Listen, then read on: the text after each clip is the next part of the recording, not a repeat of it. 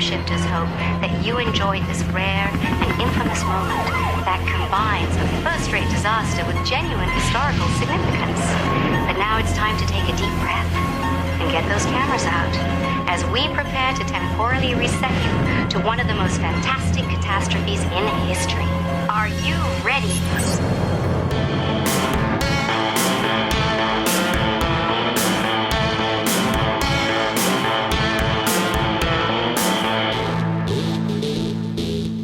Everyone, and Happy New Year, and welcome back to the Time Shifters podcast. This is Christopher here with Tom. Tom, Happy New Year. Welcome back. Happy New Year, dude. Pretty exciting. Hopefully a wonderful holiday was had by all, and everyone had a fun and safe New Year. Here we are in 2023, starting our new series on the Time Shifters podcast. We've left behind the year of the time traveler, which, again, had so much fun with and ended on a high note. We are starting a new series.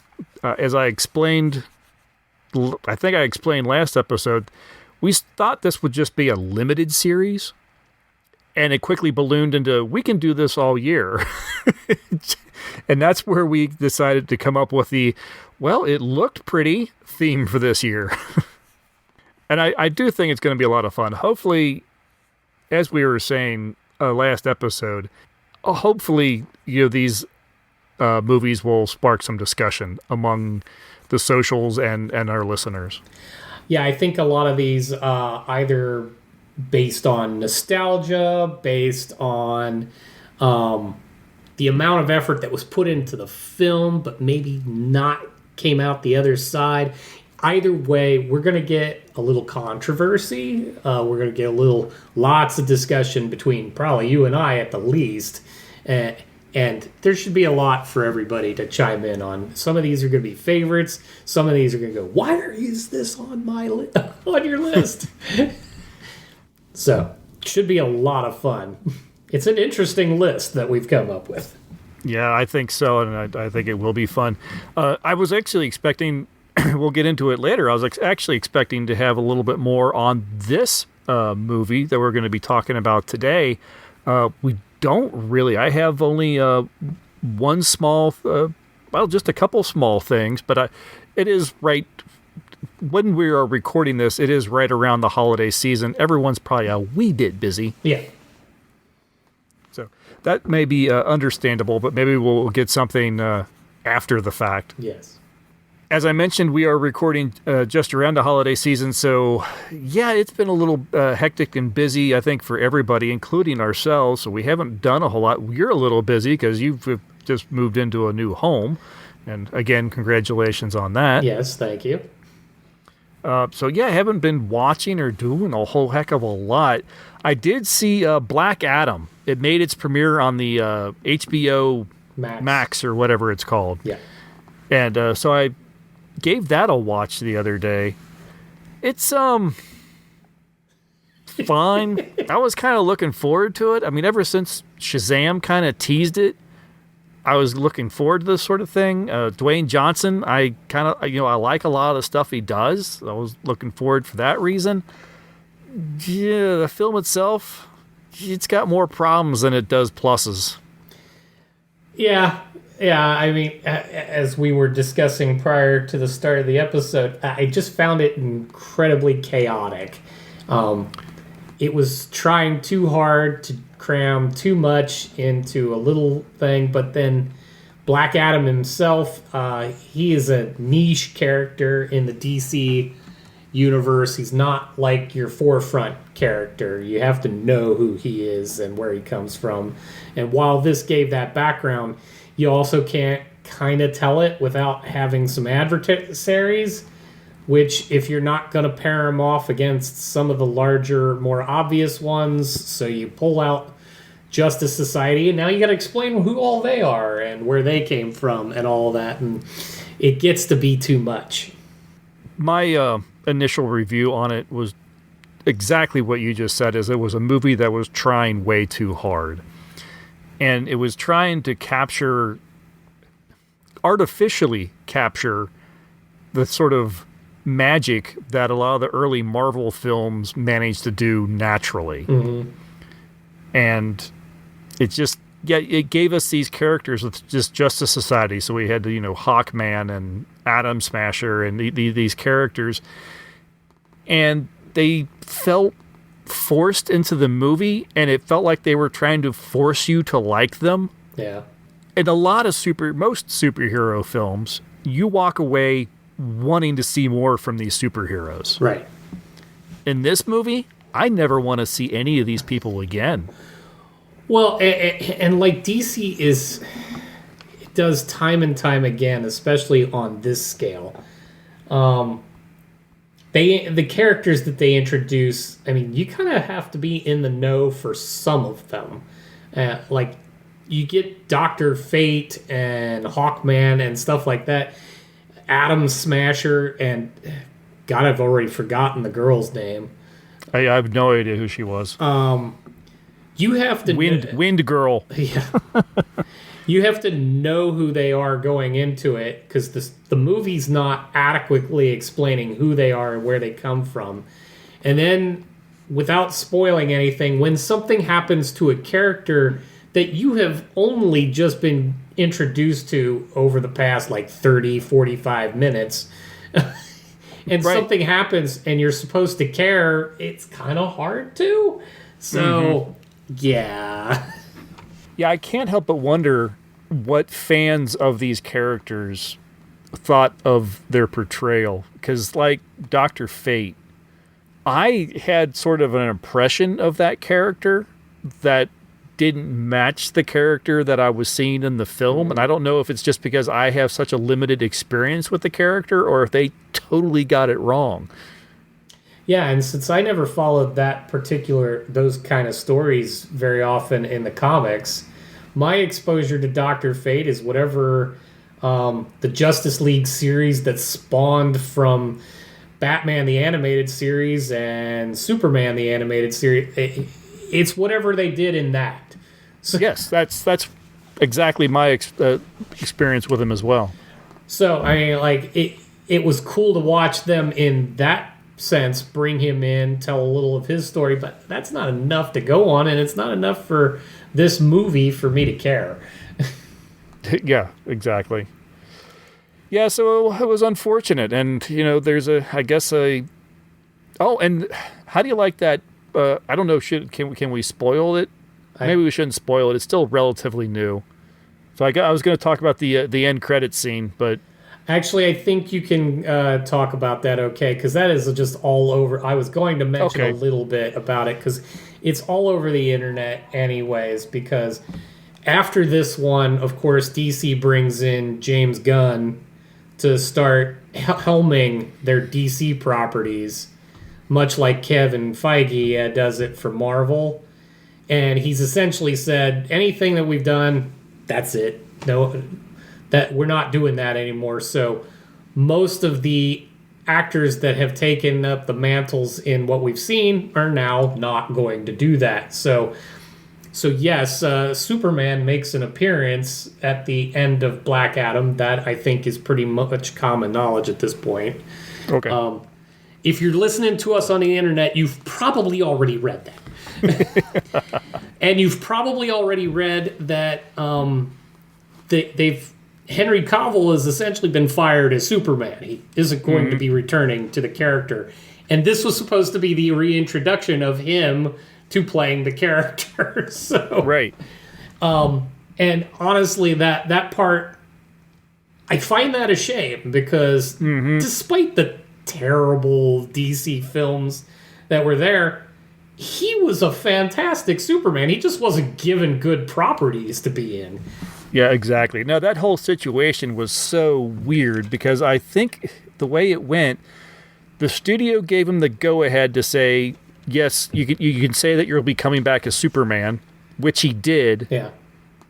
And then he shows up, at the end of Black Adam as Superman, and then James Gunn comes in and says, I'm sorry, you're not Superman anymore. Right. I'm like, what? Wait, what? I had the job and then I got fired from the job before I even had the job? There's that, yeah. I mean, it goes all the way across the board. Gal Gadot is an amazing Wonder Woman. Nope, not anymore. I simply, I can't imagine who they would have for either role. The Snyderverse, however you feel about it, because no, it wasn't great, but they did have fairly good actors and fitting ones in the characters that they were playing.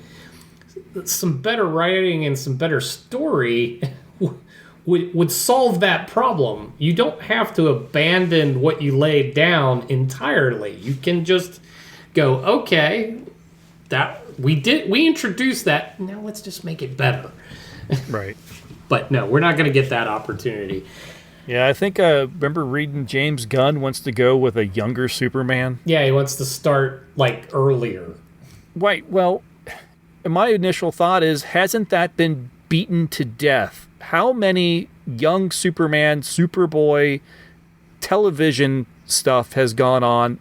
Do we need it in films as well? The only thing I can guess, and I haven't been involved in actively reading any of the comic book series in a long time, but when I got out was when they introduced what was called the New 52. And when they did introduce that, Superman was introduced as a younger version of himself. Not Superboy and not Smallville kind of stuff. It was him probably mid-late 20s, and he is both Clark and Superman. And I think that's what he's shooting for, is that New 52 feel. But from what I remember from catching any of that stuff, I really didn't like the direction they went with on it. Do you think this is kind of to fit in with the Batman? The idea of it being year one Batman? Honestly, no, because I don't see Gunn doing... Like, I don't think he'll be involved at all with anything to do with the Batman. Right, no, but I just meant that the fact that franchise has kind of rebooted itself and brought in and portraying Batman as the young early Batman, year one year Batman. Two Batman. Would James Gunn be looking at that going, okay, well, let's do Superman in his early career as actual Superman? Yes, exactly. Perhaps. I don't know. Superman's a tough one anyways. Christopher Reeve nailed it. Yeah. Brandon Routh got a rough draw, because actually I thought he'd be an excellent one, but the story was just... It was too much rehashing what they had already done in the Christopher Reeve stories. Right. They didn't give him his own world and universe and bad guys to deal with. Right. So... he got a raw deal, and then now Henry Cavill, they went too far, and we got him too powerful, too quick, fighting characters on scales where all of us are mere ants by comparison. So it's hard to relate, and it's hard to go, how we're not all dead just in their presence. Right. So... yeah. If you really think about it, Superman is like one of the most boring superheroes because he's the all-powerful superhero. Right. Going to back to Marvel, some of the Avenger films, like obviously if you go to the individual films, if you go to an Ant-Man, you go to an Iron Man, they're going to come out on top. But when it came to the Avengers, sure. The plot armor wasn't as thick on some of those characters as you might have thought. Yeah, and it wasn't necessarily a guarantee everybody's coming out the other side. and that gave it a little edge. Not to mention, not to make it so much Marvel versus DC, but when it comes to the movie properties, Marvel did an excellent job with taking even some of their most powerful characters and grounding them, making them more real, making them almost a little limited enough that you felt like they could exist in this world and we don't all die just by their presence.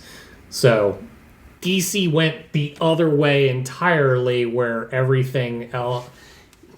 They're way too strong, and actually it became laughable in some of the Snyderverse stuff to even see Batman hanging out, because you're like, okay, you're a bug on the windshield compared to everybody else you're hanging out with. Yeah, well, they pretty much nailed it. The one line, what's your superpower? I'm really rich. Wasn't that actually, like a Ben Affleck line? Yeah. I just remembered as we were talking about the Marvel films. Let's see if was there anything else you want to talk about Black Adam or the DC stuff or anything? Oh, no. Okay, great. I knew there was something I wanted to talk about at the top of the show, and just talking about the superheroes and everything, it made me think of something.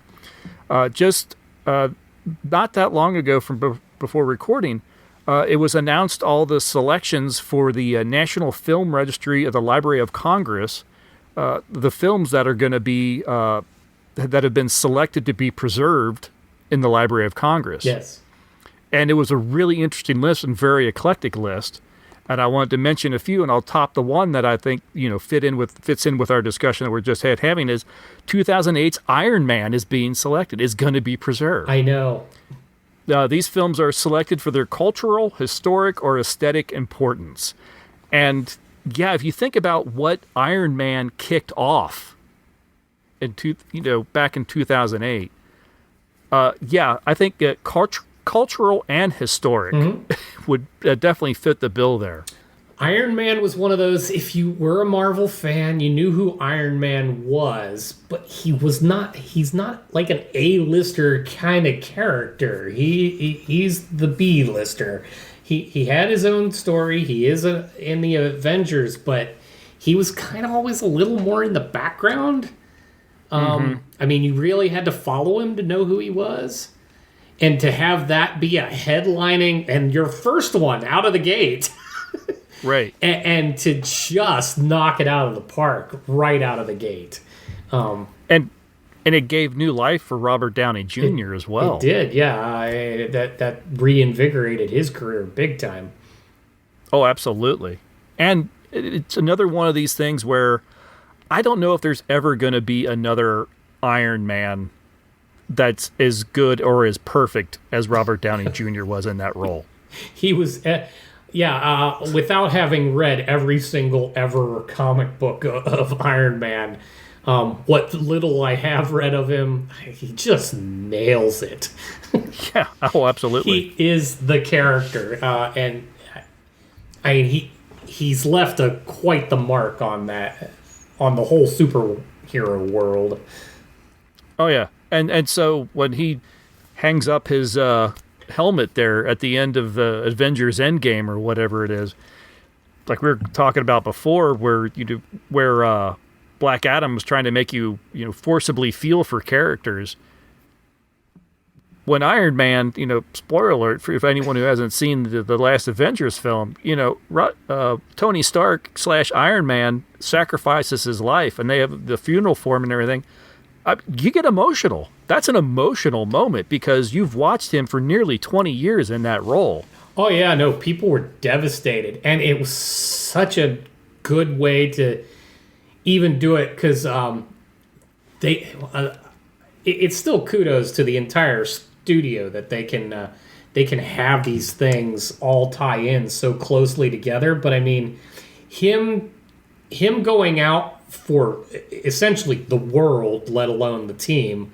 The universe, right? Yeah, the universe itself. But for him to go out that way, it harkens all the way back to the first Avengers movie where Steve Rogers calls him out as the guy that won't take one for the team. He's not a team player. Mm-hmm. He's not going to make the call. And not only did he make it before he got to the end of that movie, but then he makes the big one at the end of that series.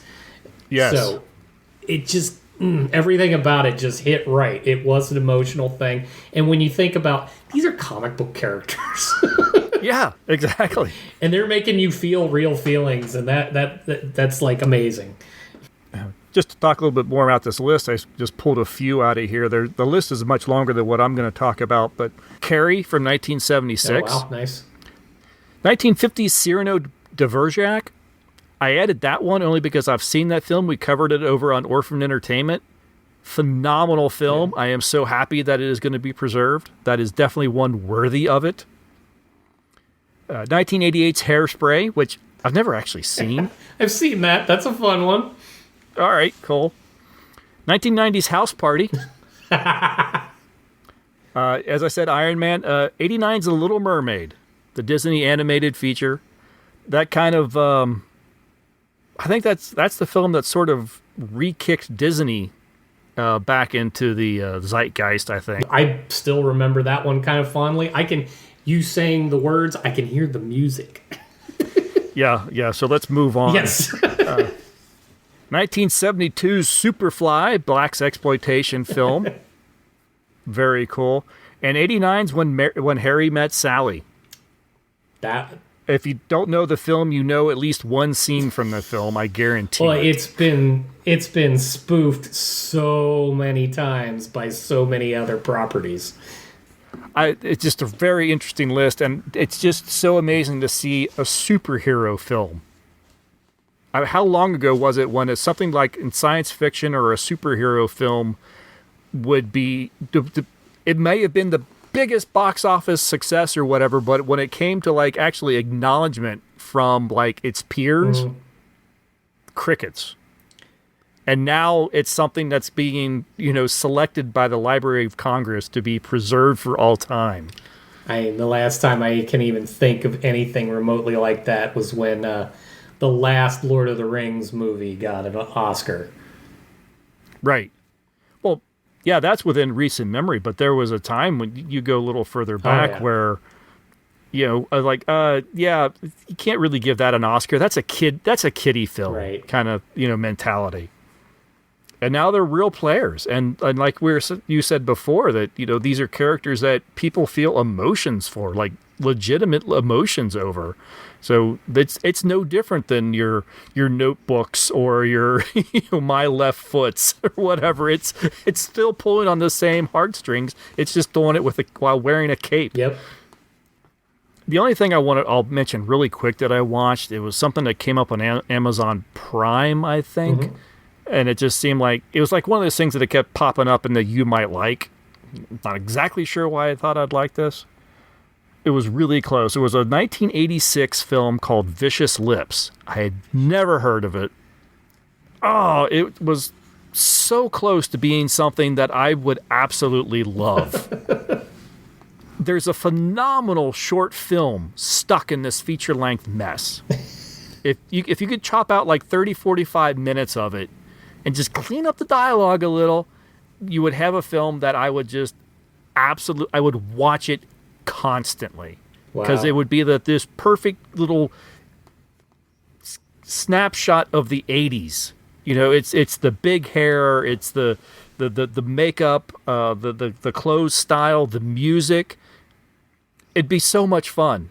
But this thing is just padded out with just stupid, like, long moments of nobody saying anything, and a guy walking through a desert, and then, of course, the gratuitous and for absolutely no reason naked women, show up kind of thing. And it's like, what? Why? It almost makes me angry because I want to like it because of the bits that I do like. Yeah. I want to be able to like justify watching it again just for those moments. But as a whole, I didn't enjoy it. So it's really frustrating. Could it be that you love to hate it or hate to love it?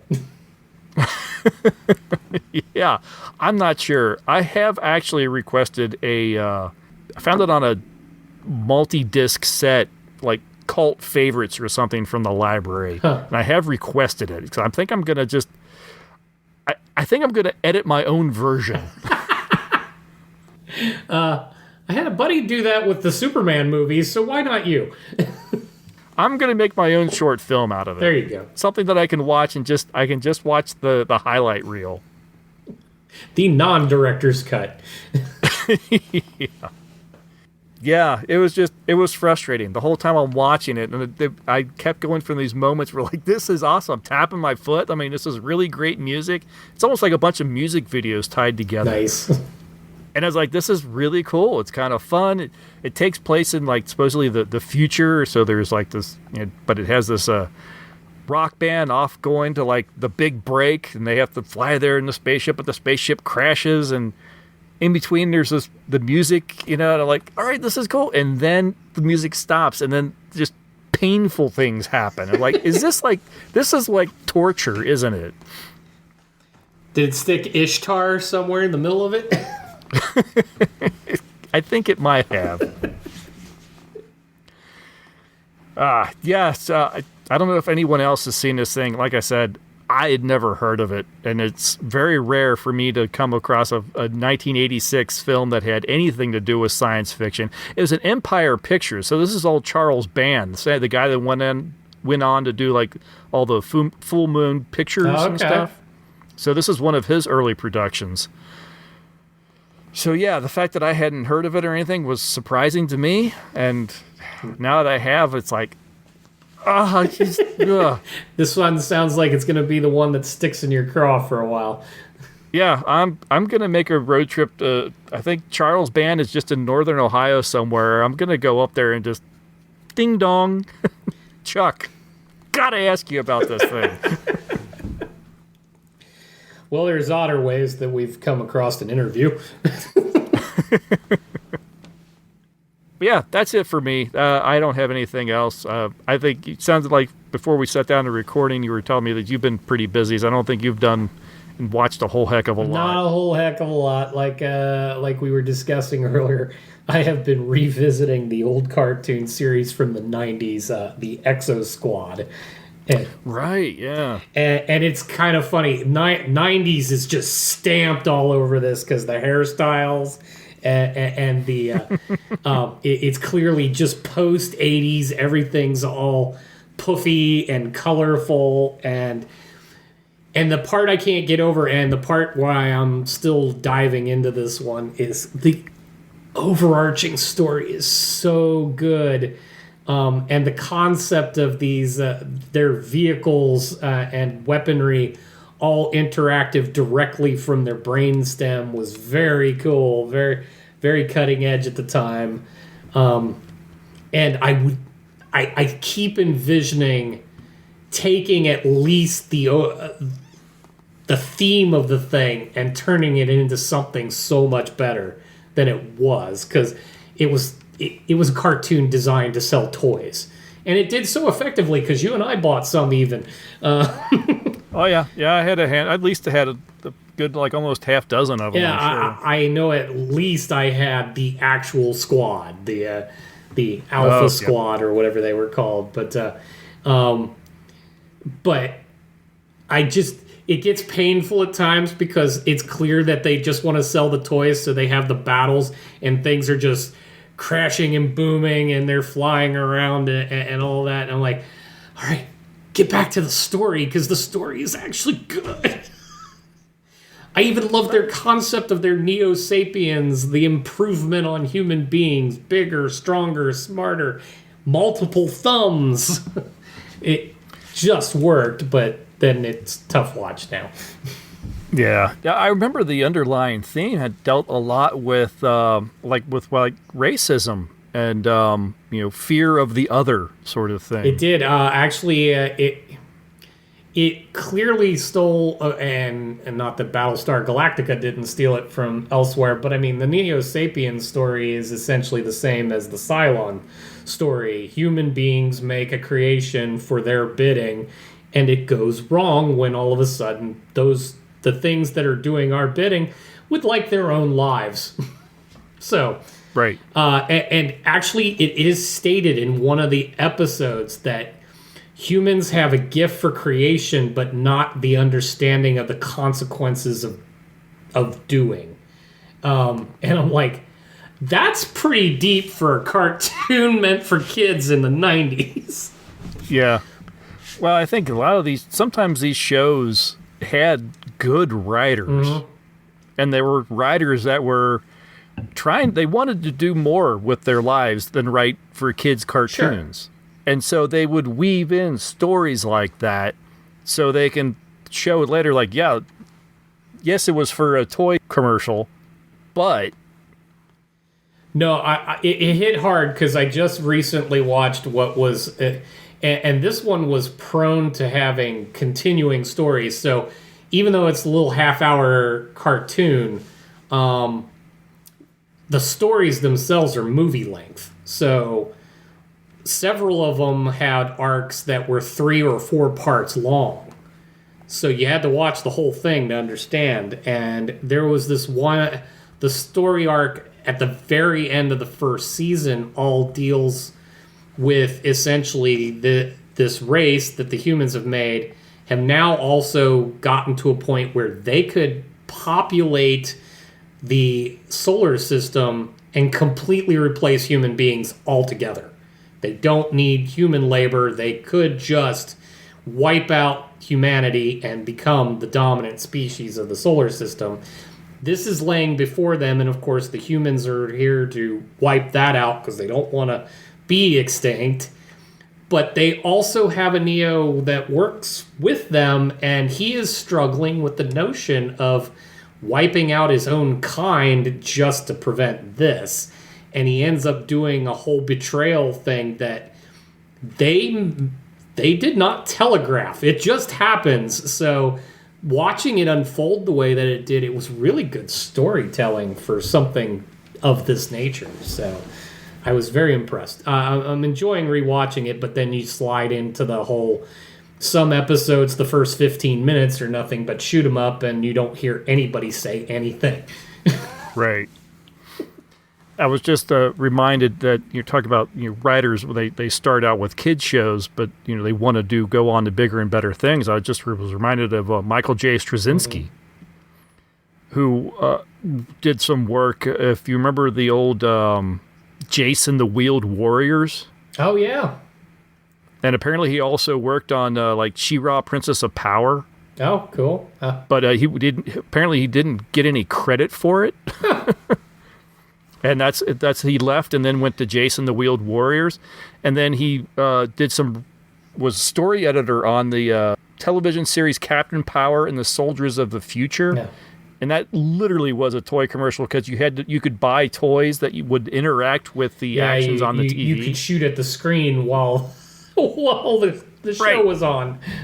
Yeah, and he kept going on to bigger and better things, and eventually creating like something like Babylon 5. Well, he's a comic book writer as well.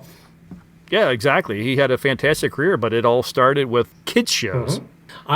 I would love somebody to take a deep dive into this series themselves who is a writer and see about making something for now. Because the storyline's completely relevant. And if you actually put some effort behind this, you could turn out a really good, solid, compelling property. Yeah, that would be a property that is definitely ripe for a reimagining. And to see it, I mean, if we've got Thundercats and stuff like that already, yeah, we could use an Exo Squad. Yes, no, that would look really cool with today's animation. Absolutely, I could see it going live action.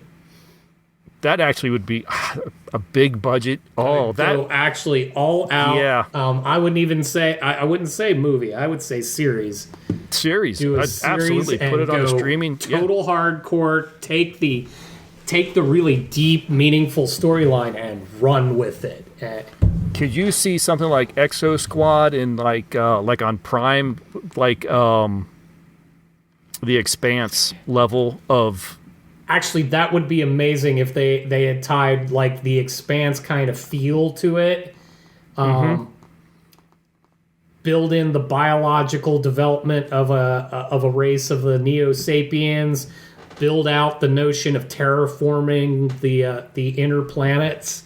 Oh yeah, you could have a lot of fun with this, and you could make it really good storytelling. Amazon Prime, Tom and I are available if you need any help with that. That's right. We can help develop some stories for you. Concepts by Time Shifters Podcast. That would work for me. I'm in. Let's do it. All right. Well, I think we will go ahead and take a break and listen to a promo for another podcast. And then, when we get back, we will kick off this series with 1984's The NeverEnding Story.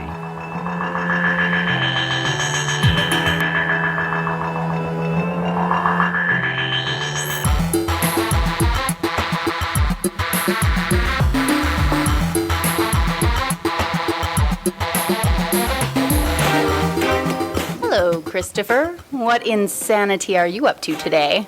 Oh, hey, Lydia. I'm downloading some movies. What? People are always telling me that's illegal. Not these. They're all public domain. Oh, look, Rescue from Gilligan's Island. Well, let me see what you're doing. Oh, you're at archive.org. Well, they have thousands of films, TV shows, commercials, radio shows, and books available. Yeah, but there are so many. I wish there was a podcast or something that would discuss these things. You know, give us an idea of what's worth the time. Christopher, there is. We do one. Oh, that's right. We host Orphan Entertainment. Once a month, we pick something and review and discuss it. That sure is nice of us. Sure. Well, why don't you click over to Orphan Entertainment and remind yourself a little more about the show? Oh, will do. Let's see, that's at orphanentertainment.com. And yeah, it looks like we're available on iTunes and Stitcher Radio. Oh, hey, can we review the Gilligan's Island movie someday? We'll see, Christopher. We'll see.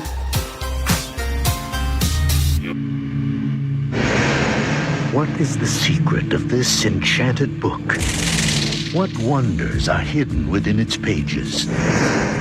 What magical spell does it cast on all who read it? What is the secret of the never-ending story? But that's impossible!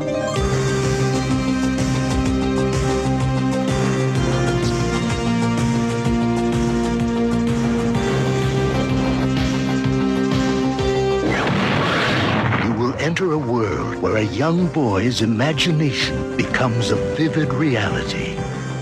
The world of Atreyu and Artax, the Rockbiter, and the good and kind gnome. A world that is vast and eternal, treacherous and dazzling, unforgettable and free. For anyone who's ever made a wish, believed in a fantasy, or had a dream, this is the NeverEnding Story. NeverEnding Story was co-written and directed by Wolfgang Petersen, and this is his first English-language film. It is based on a 1979 novel of the same name by Michael Ende. It's E-N-D-E. I'm assuming it's Ende. My apologies if it's not. In the film, young Bastian is struggling in school after the recent death of his mother. His father, a seemingly uptight and practical man, wants Bastian to stop daydreaming and grow up. On his way to school, Bastian escapes from a group of bullies by hiding in a bookshop. The owner tells Bastian of a very special book that he is reading, a book that is much too powerful for young Bastian. But while the shopkeeper is distracted, Bastian takes the book and runs to school. His classes have already started. He hides away in the school attic and begins to read the book, The Never-Ending Story.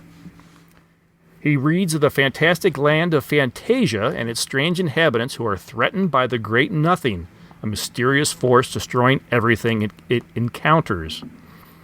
Only a young hero, Atreyu, can save the land and the life of the childlike empress, but he has to survive many dangerous tasks and contend with the evil giant wolf Gamork, who is tracking him.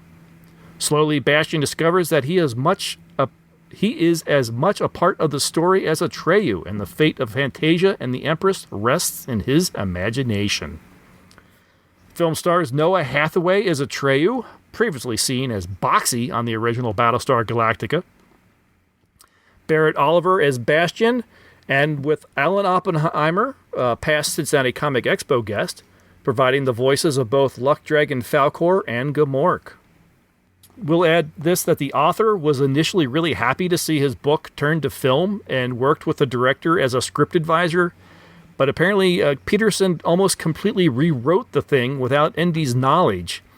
And With the story now deviating so far from the source material, Indy asked that his name be taken off the project and actually sued to have the either production stopped or the film title changed, a case that he obviously lost.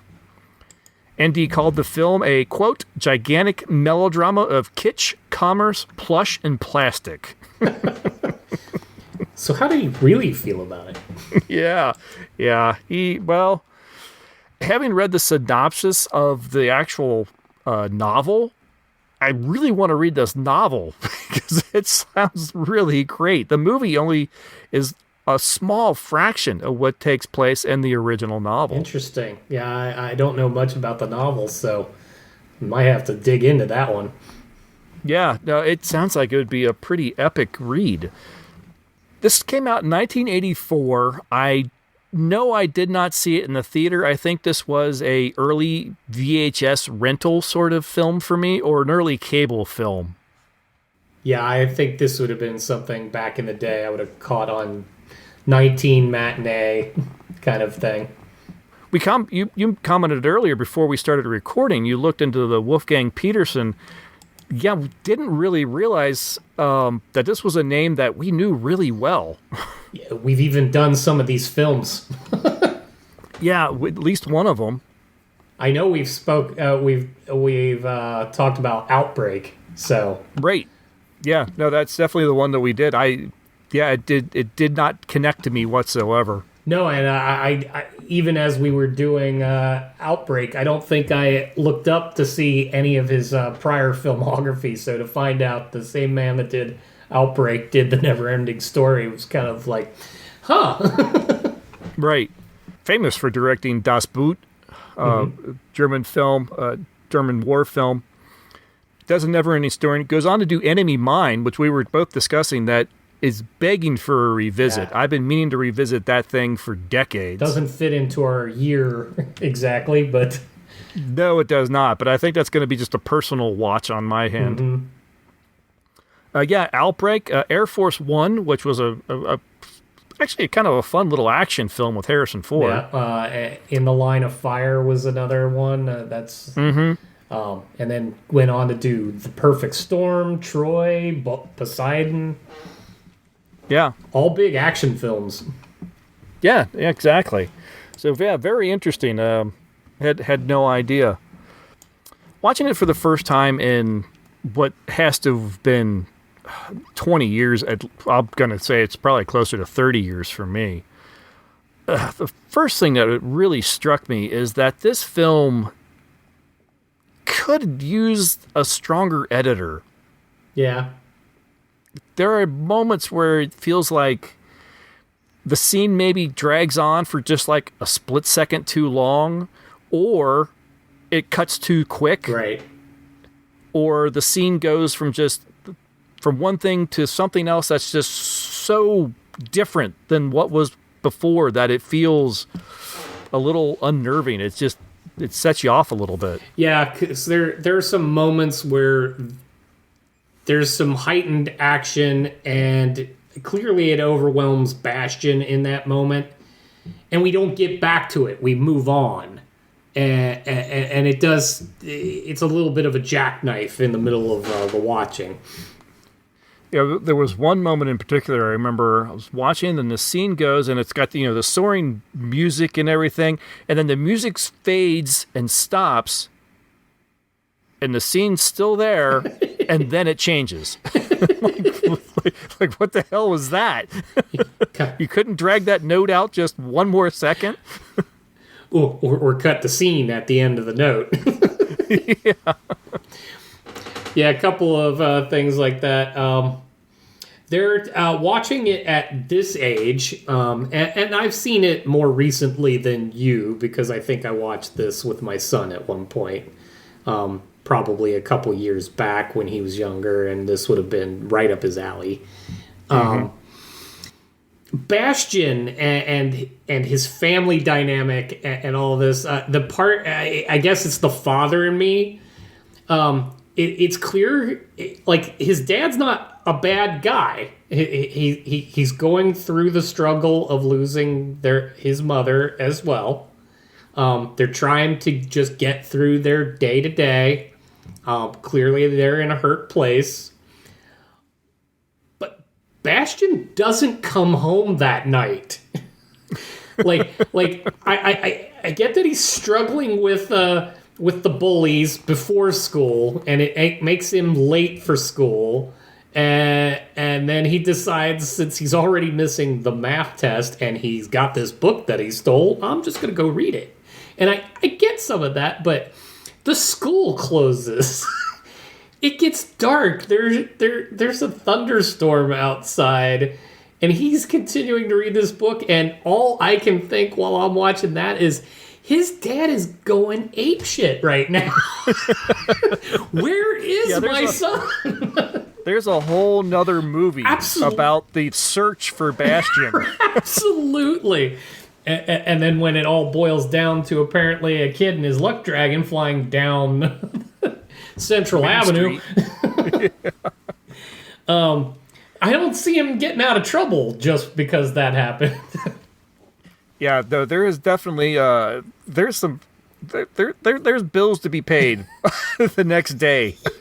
but yeah, that's kind of, to that point, it's kind of interesting film because I saw it back when I was a kid and latched on to the fantasy aspect, and admittedly none of the rest of that bothered me at all. But at this age, I take a completely different stance, and I'm like, that kid's ass is grass. Yeah, that is something that I think, and I'm guessing it may come up in some of the reviews you'll bring up later. Depending on when you watch this film, I think your opinion of it is going to be vastly different. Mm-hmm. And maybe that's a little unfair of us to kind of review it, and we can't help but kind of pick at some of the loose threads that are in the film because it really wasn't made for us. No, and it wasn't. And I'm having fun at this stage picking on those things, realizing I can put myself still back in the fantasy portion and go, I could get lost in that. But yeah, it's a little fun at this stage going, I have a little different point of view now than I used to. Well, because as a kid, you're not going to pick up on, one of Atreyu's tasks is to get past these giant sphinx that apparently look into your soul, and if you don't think you're worthy, or you don't believe in your own self-worth, they'll destroy you. And so he goes up there, and it all seems fine, and their eyes start to open, and they're going to shoot him, and he just runs fast and jumps past. Right. So what happened there? I mean, so he doesn't believe in himself, but it's okay because he can just run fast enough to jump it. It was really funny. I was watching it with my family, and my son's sitting next to me. That happens, and he looks at me, he's like, surprising no one else has tried that already.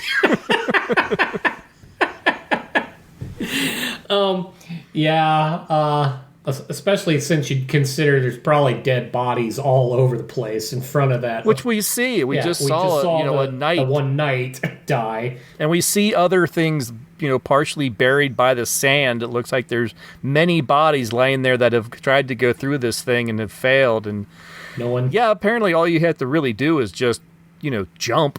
Right. It's quite the oracle, isn't it? Yeah. When you get to something like that, and as a kid, if you're a kid of a certain age, maybe you don't even question that. But yeah, you get a little older, and you start going, what was the moral of that particular part of the story? Mm-hmm. Because this comes a couple of ways. I'm like, okay, so you have to be cocky to get past it? Or, right. I mean, most people have doubts in themselves at some point, so does nobody get past this thing? And the only way is to cheat? I don't know where they were going with that. Yeah, and I wonder, again, that makes me kind of want to Go back to the read novel. the book, go back to the novel and see if was that really what the task was? Was it the whole, yourself believing in yourself or your self-worth and all that, or was it something different? Right. I have to think there's more to that part, and this was a failing in retelling and editing. Right. Oh, we got to get down on time. Let's not fuss over this particular piece. Yeah, and going back with the editing and everything too, another thing I considered is this was an actual German production, completely produced in Germany. At the time, it was like the biggest budget film produced outside of the United States and the Soviet Union. And I wonder if there may be something kind of lost in translation. Perhaps. Is there a sort of German mentality that went into the production of the film that doesn't translate as well to American audiences? Perhaps. I mean, that is where our director hails from. It's where his experience was before this. And as you said, this whole production is done in Germany. So, yeah, hard to say. Some of the characters that we meet in this film, it's one of these films where I honestly wish we could have spent more time with the characters that aren't the stars. Right. I could have done less with Atreyu and more with like Rockbiter and the snail rider. I don't remember his I don't even know if he had a name, although it was fun to see. They all had a name. I gotta find the cast list here real quick. Yeah, because I know the Teeny Weeny was his name. Played by Deep Roy, who was a phenomenal and prolific character actor and stunt actor. I mean, he's been everything from an Oompa Loompa to Teeny Weeny in here to you name it. Well, and that was what was fascinating. This is a really young Deep Roy. Yeah, it was. He was pretty young at this time. Yeah, because by the time he did the Oompa Loompas in Tim Burton's Charlie and the Chocolate Factory, there's some decades in between there. Well, there seemed to be so much more going on with them than what we actually end up seeing with Atreyu.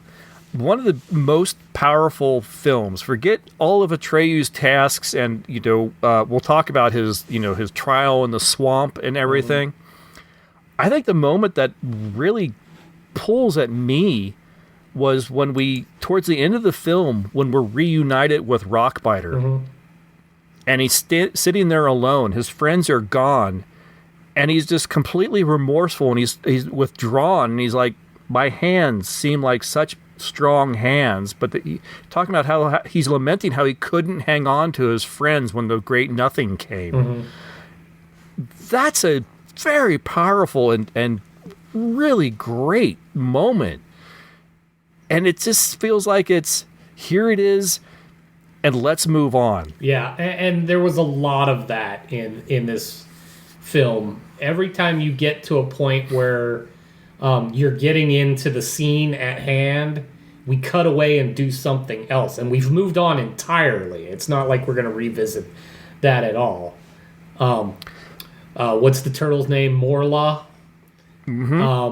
Yeah, we're having the conversation, and you're having a conversation with a being that has existed for eons, to the point where he even says, I have no one to talk to, so I talk to myself. Which is why he refers to himself as we. And we are bored by you. And and as Atreyu is starting to unravel how to talk to Morla, despite the whole hay fever that's going on, because apparently he's allergic to Atreyu. But while we're having that conversation, by the time we're actually getting anywhere, it's over. And you're like, I don't feel like we got the rest of that. Yeah. It's another great character. Yeah, the character who, like you said, has survived for eons and now has become so apathetic because it just doesn't matter to him. I don't care. whatever you guys do, you do. It doesn't bother me. It's not going to affect me. Well, and the nothing We is don't coming. care. Death would be something new for me. So sure, Yeah. let's do it. Yeah, so interesting, and it's just a passing thought in this film. Gamork is another one. This is something that we see bits and pieces of from the beginning of the film. We see him, tracking Atreyu. We get glimpses of it, and we finally get a scene with him, and then he's dead. Yeah. And it's like just that quick. Yes.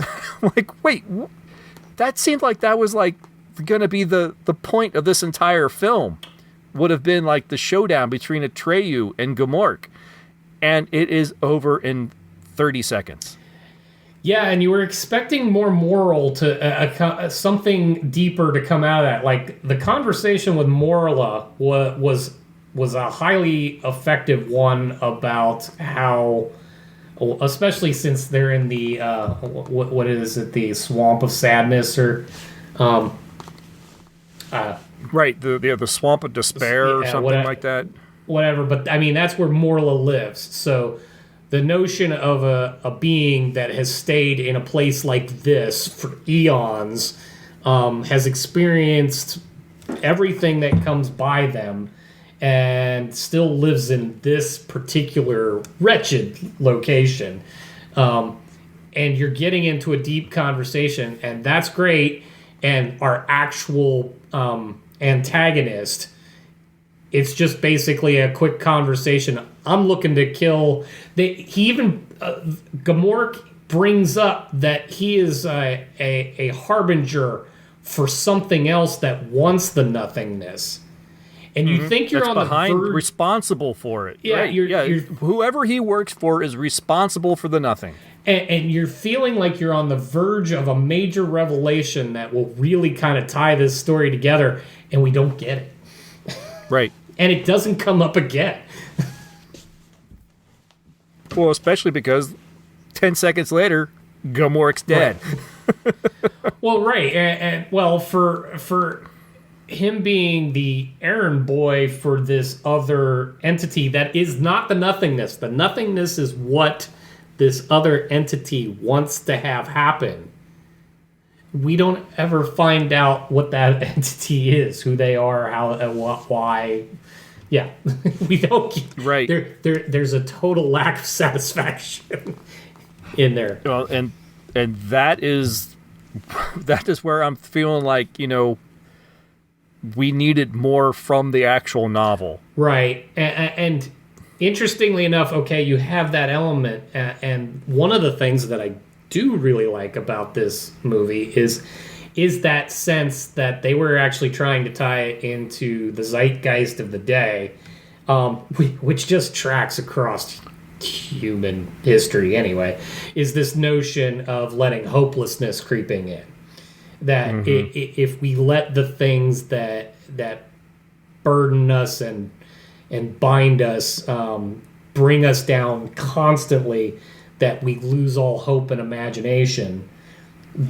This story is essentially saying death of imagination is a terrible, terrible thing, and so you should actively work against that. Otherwise, the nothingness comes and we all lose everything.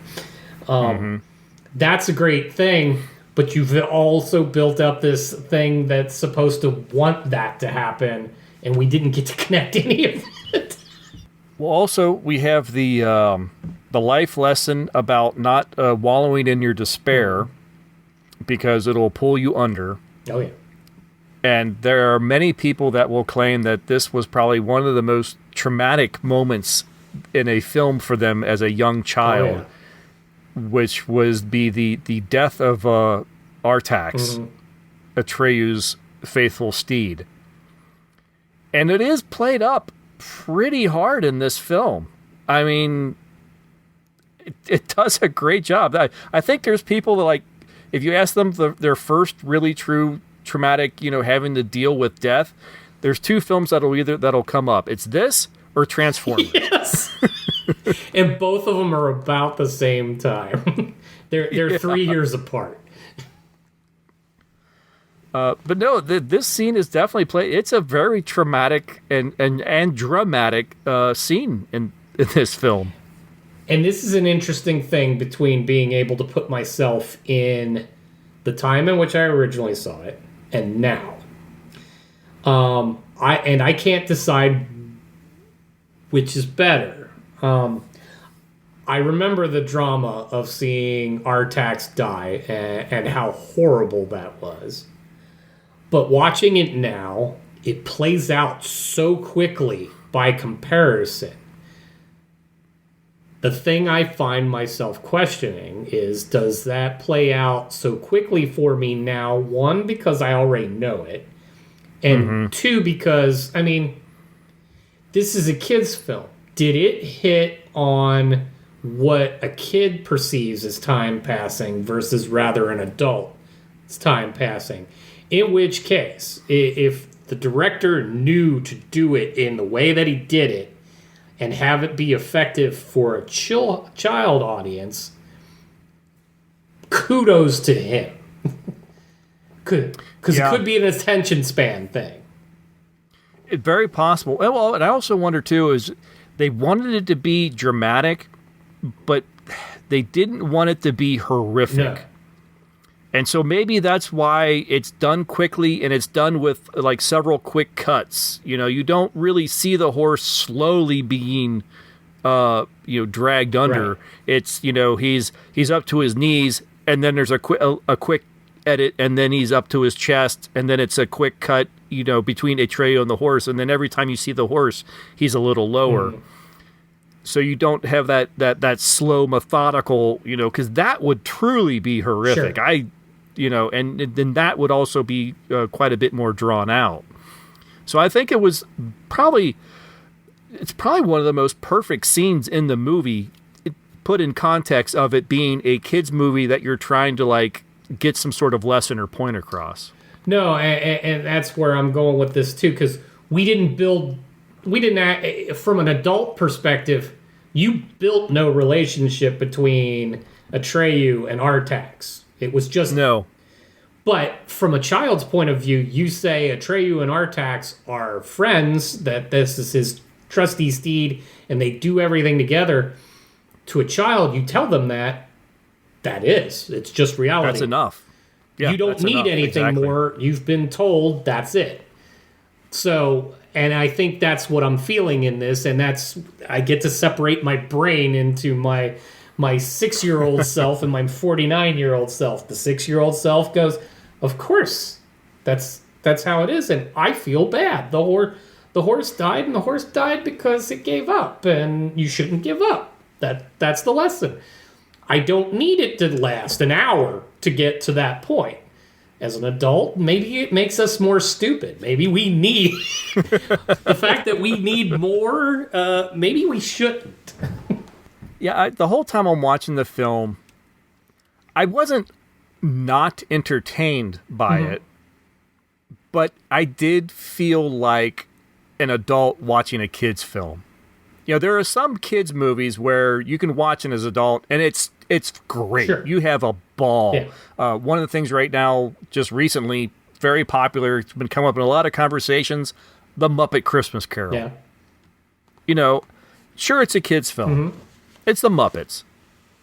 But maybe because it's the Christmas Carol, which is still a very well-known and that's an all ages. It's a timeless all ages kind of story. But you can watch that as a grown man or grown woman, no kids in the room, doesn't matter. You're having a ball. Yeah. This one, if you're an adult, there's no kids around, you're watching this film, someone walks in, they're like, why are you watching this? I get that. I'm very much in touch with my inner child. So, well, it's true. But did or did not both of us watch this with our kids? I did watch it once with my kids. This time I watched entirely by myself. Oh, okay. All right. Of course, no one was going to walk in and go, what the hell? That's true. You don't have no one's going to be wondering what you're doing. Right. But yeah, honestly, going back, I think more people would wonder what the hell I was watching when I was watching Vicious Lips versus NeverEnding Story. There is that. Interestingly enough, and I assume we would get into this at some point anyways, is I have to get into the effects and the use of puppetry. Yes. Which I will make no bones about. In this, it's amazing. I mean, it is dated. I will very fairly say it's not the...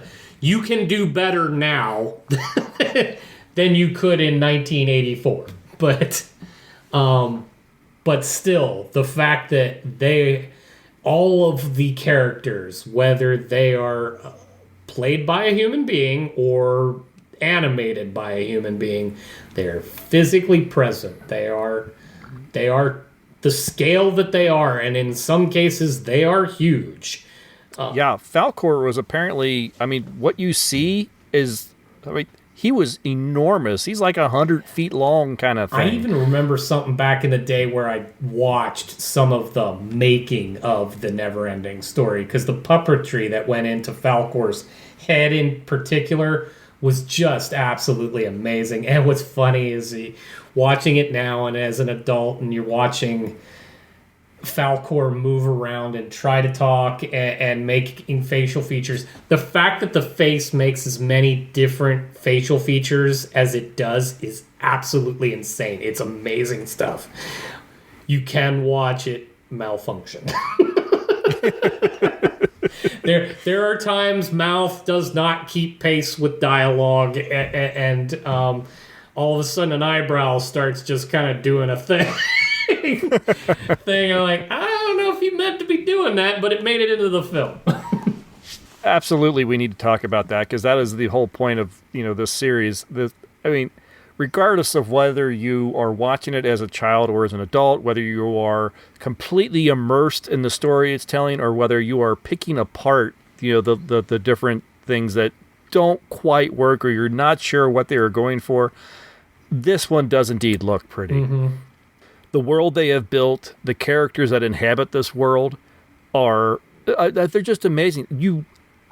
It's one of those sets where you wish you could be on the set to see it, because there are some things that aren't on the screen long enough. When you're at the crystal, the White Tower, the Ivory Tower, and the people of Fantasia, and all the different beings and creatures that are there, I want to spend hours looking at these things, and they just pass by like they're like normal things. Yeah, no, and they put in a lot of work into what ended up just being set dressing. Yeah. And the fact that they're all physically in a space that looks like this. This is pre-CGI, folks. Right. The Ivory Tower, the flower petal thing that sat in the middle where they all gathered around was there. That was a thing. And they were all in it, and all of these creatures were things that were there. They're physically on set. And it had to be kind of even just a little awe-inspiring just to stand around it all. Oh, absolutely. The creatures, the ones that were walking with the giant heads, or the ones that looked like two faces but sort of smashed together, so they were like half and half but still two. It was crazy, and it's like, how are we not spending more time with these characters? I know. How much work did the production crew put into assembling these things for that 2-second appearance on screen? And it's just like, it's almost painful to think about all that hard work, and that's all you got. Well, and again, we already started to talk a little about Falkor, but if you were a child of this time, who didn't want to get on the back of Falkor? I don't know if you still can, but for the longest time, there was apparently a place in Germany where you could, quote unquote, ride Falkor. You could sit on his back. And, they still had the original puppet? It wasn't the original puppet, but it was effectively a recreation or whatever. So I guess it would move. It's a little bit just like, going to the store and putting in the penny and the horse and whatever. But this was foul cooler. Yeah. I'm like, yeah, okay. I don't know anyone that wouldn't want to do that. That'd be one of those things where it's like, okay. Yeah, I know I'm a grown-up, but okay. Quick, come on, son. I need you to come along so this doesn't look as weird as it. Now, I don't want you with me, but be nearby. Tell everybody in the crowd that you wanted Dad to go sit on it. I need you to hold the camera. But yeah, I mean, all of the creatures, all Fantasia itself, so what they did that was otherworldly. I mean, lots of it was just rolling landscape and such that you could find in a number of locales. But then when you get into like the swamp, that they did an amazing job putting I can't even imagine, like, I was always the clean kid, never wanted to get dirty, so Atreyu slogging through that just makes me uncomfortable to the core. And the fact that he just kept doing it, and I mean, seriously, the actor had to go into this slog and do it, and like, that was just, it's otherworldly. And also, apparently, almost lost his life. Oh, really? There was a couple instances that he was almost very seriously injured. Noah Hathaway apparently got his foot caught in the elevator that was lowering the horse, and it pulled him under the water. Oh, jeez. And I read that he was actually unconscious by the time they got him out. Oh, wow. So, yeah. That's a little scary. I just wonder, Germany, 1984, health and safety may not have been as strong as, you might have. As much as you would have liked. Yeah. Is it just me, or when you see sets like the swamp, where it's just sludge and mud and just black, do you ever think, God, the cleanup? I know, right? When you're done shooting that. Yeah, like, I mean, that doesn't look like an actual real swamp. This looks like something they made, but they did it so effectively. But yeah, you think in the creation of such a thing, where did it all come from, and then where did it all go? That's what I mean. I'm thinking, where does it go? That's got to be just an absolute nightmare for the production crew to have to forget building it. You got to clean that up. And so somewhere there's an attraction where you just go see the right. The well, I'm just thinking, yeah. Oh, you're going to shoot the bog this week? That's great. But we need this soundstage by Thursday. Yeah. For this other production. And part of what always that makes it pretty, aside from the amount of detail that they went into with the practical effects that they did, is this is one where even in 2022, the music that they pair with their scenery hits just right.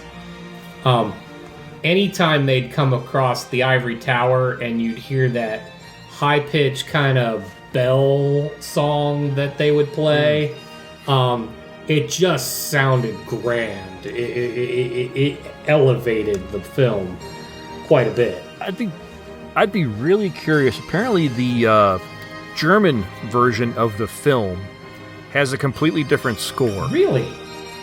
The theme song that is so connected to this film, that was an actual, like, it was a big song hit. at the time too. It was actually released as a single in '84 and found its way to pretty high up on a bunch of US and UK music charts. But that song does not appear in the German version, and instead it just features an orchestral score written by composer Klaus Doldinger. So I'd be really curious to watch this film in the German version. Now I kind of want to catch the German version and also the novel. Yeah. I don't know if there was any changes in the story scenes. Yeah, in the story with the German version, but yeah, I found it really interesting that the music was all different. So no theme song, and then a lot of the sort of what's described as like techno-pop incidental music, not there. That's strictly in the English language version. Interesting. Or not the English language, but the US and I guess the UK version. Interesting. Now I want to dig that up. I can't, and I don't know that you're a Stranger Things guy. No, I'm not, but I did hear that this song kind of got revisited. I can't not talk about it because it is one of the highlights of the second season, or is that second or third season? I'm getting them confused now. I think it's third. I thought I read second. I'm going to go with second. No, it is third. It's third. No, I know for a fact it's third.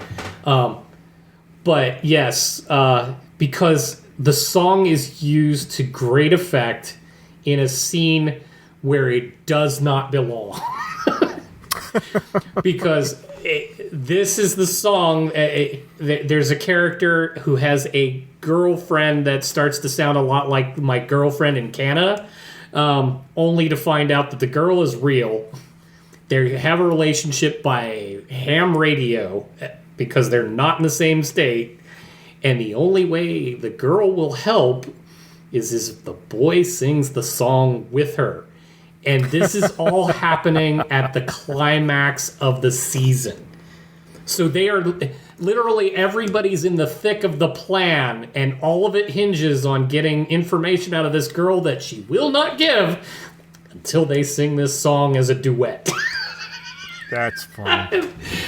So now, even watching that, you can't help but think about this scene, and you're just like, you just laugh out loud when it happens. And the fact that the funny part is they're actually pretty good at singing it. No, that's great. Yeah. So it's just kind of funny. This is one of those movies that for those that have seen it and those that understand the 80s and all that, or been there, it is forever in your memory. Yeah, no, absolutely. It was an earworm back in 1984, and you can't help but... I mean, it's one of those songs that, despite how long it's been since I've seen the film, it still lives up here. You know, I did not need to watch this film to be reminded of this song. Turn around, look at what you see.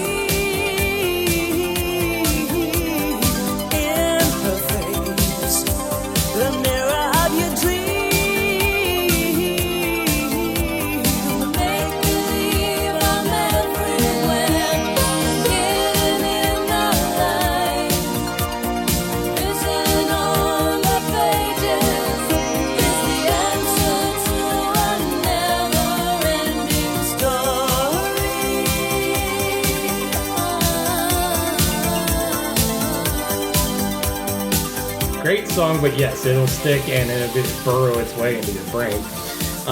But again, it's part of what made this that it fits with our theme. The music was pretty, the visuals were pretty, the story was fun. Was it a fantastic movie? Probably not. Right. Yep. But it did really well. As I said, at the time, it was one of the largest and most expensive films produced outside of the U.S. Apparently, they spent about $26 million. It grossed about $20 million U.S. and Germany, and then did about the same in the States. Okay. So that's not too bad, 1984. And that this is all, I believe, $1984 too. Sure. So... made almost twice what it cost. Yeah, total worldwide gross, about $100 million. So, not bad. So, yeah, it was, I think, would be considered a successful film. Yes, quite. Shall we get into the reviews of the day? Before you do, let's go just read, like I said, I had just a couple things as far as what other people thought of, just listeners and friends thought of the film. The only thing I got two things. I got one thing just on Facebook. I already closed it, but it was just a couple of the people that commented that it pretty much was the... actually, let me just pull it up so I can have it again. That's funny. Both Skip Jones and Chris Cree commented, and they pretty much just with single lines, I think they were talking about the death of Artax. Yeah. About triggering a major life trauma. And Chris Cree, I think, heard this description of the film, adventure with a seriously sad part. But I got a little bit more out of Matt over on the Discord channel. He says, the NeverEnding Story. Love it or hate it, it was a children's movie with grief and loss as a subject matter. It wasn't some Disney movie where a character loses a parent and then has to rise up and be the hero. It's one where characters lose loved ones and have to find reasons to keep going even if they don't want to. It has a happy ending, but it's dark, scary, and showed a generation that things are not always perfect. Very insightful read on that film. Yeah, that's an astute telling of it. But that's all I got. All right, well, we'll get into some of the reviews. We'll start with our friend and lost Roger Ebert. He's always good for stuff. He gave it actually 3 stars. So, not bad. I have to start with his opening out of this, though, because it's such a treat. It says, how's this for a threat? The kingdom of Fantasia is about to be wiped out, and the enemy isn't an evil wizard or thermonuclear device. It's nothingness. That's right, an inexorable wave of nothingness is sweeping over the kingdom, destroying everything in its path. Were children's movies this nihilistic in the old days? So, he really latched on to that whole thing that Matt was just talking about. The whole, it may end happy, but it is not, doesn't get you there in the way that a Disney movie does. In the end, he goes, the NeverEnding Story is about the unfolding of a story. And so the framing device of the kid hidden in his school attic, breathlessly turning the pages, is interesting. It lets kids know that the story isn't just somehow happening, that storytelling is a never-ending act of the imagination. And to that point, I mean, it does. It goes with the idea of when you read a book, you put into it what you bring to that story. That's part of the joy of reading. And what's interesting about any book, especially a good one that you want to go back to, is even though all the words on the page will be exactly the same the next time you read it, depending on where you are in your life, it will take on new meaning. It will have new elements. And that's what this told too. Is the story is all never ends because it will always change depending on your perspective. Absolutely. And I think we've seen that in just actually watching the film too. Yes, it's my whole struggle between my younger self and my older self. I can put myself in both positions and appreciate them for what they are, but they are dramatically different. Mm-hmm. And then we get into some of the others. Boston Globe, this is where I just get snippets. Boston Globe, Michael Blowen, actually liked this film, said the NeverEnding Story, Wolfgang Petersen's sophisticated fantasy film, is so wonderfully appropriate to children that it seems to have been made by kids. But there is enough artistic merit in the tale that to enchant adults equally. Then they start getting a little more dismal. and this is where I think what we're talking about, that where you are in your life will dictate what this film means to you. Just like any story that you read. From Empire, Ian Nathan wrote, "This was sweet and charming at the time, but now it just lacks either the comedy or sophistication of kids' fantasy film that we've all become accustomed to." I assume that this particular review probably came at a later date. Right, yeah, and I think that's a kind of an unfair... I think that's a little unfair to sit there and say that it's not like what we get nowadays. Yeah, no, because you can't... So that doesn't make it necessarily any worse or better. No, it doesn't. Nor was it made with the intention of we're really seeing if we can really draw in an audience 30 years from now. Right. Yeah. It's made for the audience of the day, and it was effective for the audience of the day. And then you get into the really terrible. Oh God. The New York Times, Vincent Canby, and I know we've read stuff from him before. The NeverEnding Story is a graceless, humorless fantasy for children, combining live actors and animated creatures in mostly imaginary settings. I'm like, well, while you seem to have understood what you watched, you didn't understand it was for children. Yeah. How do you sit there and say it's for children and then bash it for being for children? It's like you're complaining that it was made for this kids movie was made for children. Yes, how dare it actually effectively do what it set out to do? Yeah, no, this gets into where I love that I get to be the one to go look up the critics, because critics drive me absolutely bonkers. They try so hard to sound so much more important than they actually are when they don't necessarily understand the material to which they are speaking about. Yeah. Yeah, I don't think any real true harsh criticism could be leveled towards this. I think if it's unfair.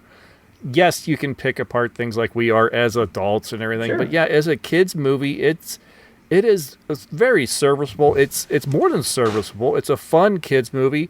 It is a gorgeous looking movie. It's fantastic production design from beginning to end. Yeah, I don't think you certainly can't hate this film. No, as a 49-year-old, I can appreciate this as much as I would have at the time when I was closer to 8 or 9. So, I mean, it's ridiculous to level it against great art films of the day. That's not what it set out to do, but I mean, I still very much like this film. I enjoyed it. Sitting there by myself watching it, I didn't feel uncomfortable in doing so. I was again amazed by the level of sophistication in their puppetry and animation that went along with the actual physical people being there. It was just fun. Right. And like you point out, it is a harder story than a normal children's story, but I think a good one to tell. No, absolutely. No, it's definitely something that probably doesn't really get expressed in children's films and television as much as it should. The world is not Pollyanna all the time. Right. So yeah, I think Matt definitely nailed it. You know, the whole idea is that you're not rising up and overcoming you're surviving, and that's okay. Yeah, and being there and being a part of something is sometimes as important as being the hero. Right. Like Bastian didn't have to do anything special. He wasn't never in any danger. He just had to imagine that he was part of this, and that was enough. Well, I think that will probably do it then. You got anything else you wanted to mention? No, I thought this was a great conversation on this particular film. It's fun to revisit this one. Absolutely. Well, the next film we are going to be revisiting is another one that I have not seen since it first came out on... maybe it was DVD. I grabbed it from a Blockbuster. It's Last Action Hero from 1993.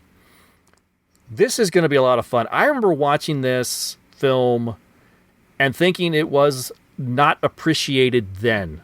So I'm really curious to rewatch it now after all these years and see if I'm see if I agree with my 1993 self. And here's what's really going to be interesting. I've never sat through the whole thing. Really? Now that I think about it, I mean, I know of it. I know of some scenes from it. I have never watched it beginning to end. I didn't see it when it came out, and I never sat it for it since. Interesting. So I'm going to come Well, at this one as a complete novice. Interesting. Well, as far as our history with films, this is kind of a switcheroo. Yes.